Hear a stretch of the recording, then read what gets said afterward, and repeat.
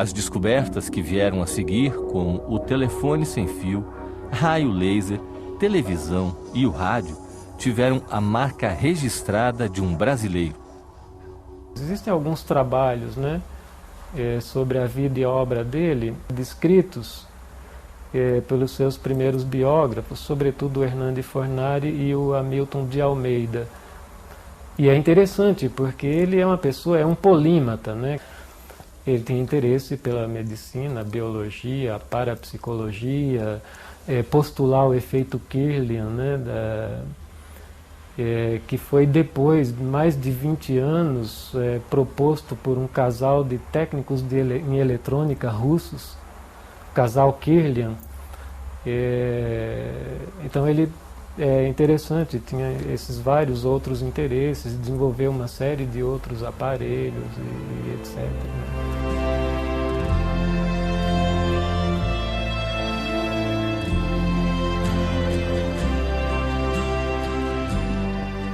Desde pequeno, por exemplo, ele já manifestava assim um interesse pelas ciências. Por exemplo, quando pequeno, ele construiu um telefone sem fio, sem nunca ter visto nem telefone.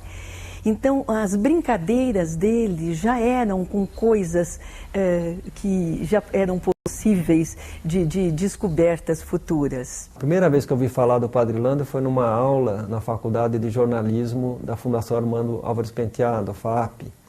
Uma aula do curso de rádio, que o professor era um chileno, Júlio Zapata, e ele que surpreendeu todo mundo dizendo que, né, vocês aprenderam que o Marconi foi o inventor do rádio, mas não foi, foi um brasileiro, foi um padre. Então aquela história, assim, além de ter me surpreendido, me impactou muito, né, pela injustiça cometida com esse sacerdote.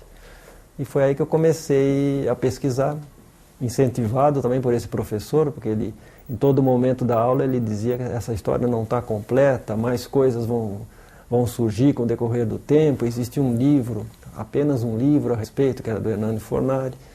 E foi aí que eu comecei a pesquisar, em 76, e não parei até hoje. No início do século XX, o padre Roberto Landel de Moura colocou o Brasil entre as grandes potências da ciência. Mas a genialidade não foi suficiente para ele deixar de ser um ilustre desconhecido. O padre Landel de Moura é um dos exemplos mais contundentes desse complexo do colonizado.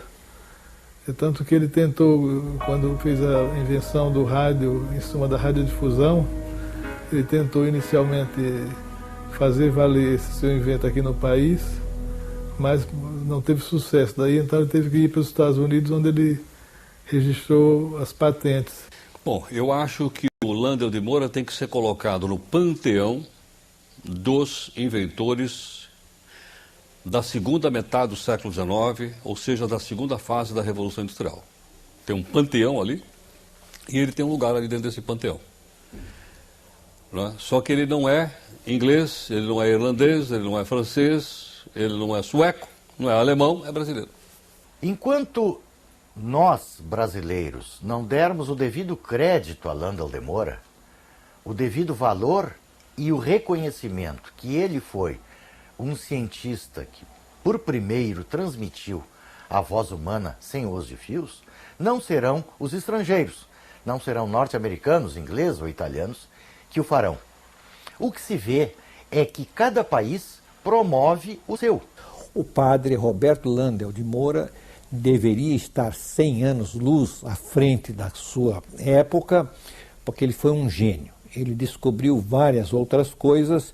O rádio foi um dos inventos do padre, mas não foi o único. O pai que criou o rádio, que foi o precursor da fibra ótica, da televisão, é sem dúvida o padre Landel, como ele gostava de ser chamado. Aqui nós temos uma bobina de indução que gera alta tensão. Pode ser uma bobina de Rancorf, pode ser uma bobina de Tesla e pode ser esse tipo de bobina aqui.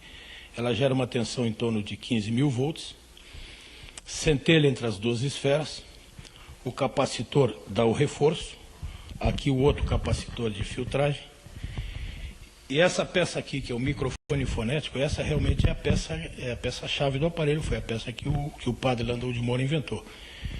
Esse aparelho tem um diafragma que com a emissão da voz ele vibra e faz a centelha sair, o aparelho centelha com a mesma vibração, da mesma frequência da voz e emite a onda eletromagnética.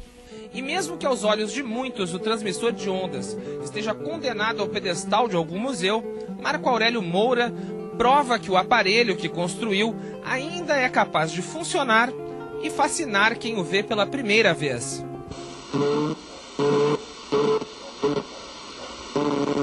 O receptor é moderno, mas nem por isso a experiência perde o encanto da primeira vez. Os sons não têm clareza, mas se nota que o operador do transmissor repete a palavra alô.